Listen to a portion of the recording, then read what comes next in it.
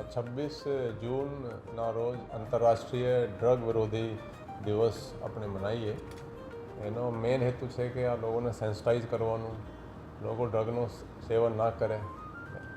ગુજરાત પોલીસે પણ આને એક વોર ફૂટિંગ તરીકે લીધા છે. આ આપણે ઝીરો ટોલરન્સની જે નીતિ છે એ આપણે ડ્રગ વિરુદ્ધ અપનાવી છે. આ આપણે જોઈએ છેલ્લા 5 વર્ષમાં 13,600 કરોડથી વધુનો ડ્રગ આપણે પકડ્યો છે. નશાના કારોબારમાં જોઈએ 5 વર્ષમાં 3700થી વધુ ગુનો નોંધીને 5000થી વધારે આરોપીઓને આપણા જેલની સળિયા પાછળ ધકેલ્યા છે. આ ગુજરાતમાં પડકારો બહુ છે. દરિયાઈ કિનારા છે, પાકિસ્તાનથી અમુક એ બાજુથી ડ્રગ આવે છે, પણ આપણા એટીએસ અને જે પોલીસ છે આ કોસ્ટગાર્ડ સાથે મળીને ઘણા બધા મોટા સીઝર્સ કર્યા છે.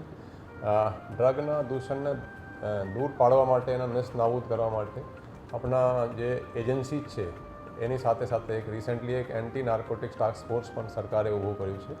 એની સાથે લોકલ પોલીસ પણ વધારેમાં વધારે કેસો કરે, એના પણ ઇન્ટેલિજન્સ નેટવર્ક વ્યવસ્થિત રહે, એના માટે પણ આપણે ખૂબ જ એફર્ટ્સ કરાવી રહ્યા છીએ. ડ્રગ સાથે જે સંકળાયેલા છે એના જેવો કેસો થાય એનાથી મૂળ સુધી આપણે જવાય કે ડ્રગ ક્યાંથી આવ્યો, કેવી રીતે બન્યા, ક્યાંથી બન્યા અને ક્યાં સુધી એ જવાના હતા, એ બધું જ એને ટોપ ટુ બોટમ સુધી આપણે એપ્રોચ રાખીને એને તપાસમાં પણ એ રીતે કાર્યવાહી કરવામાં આવે છે.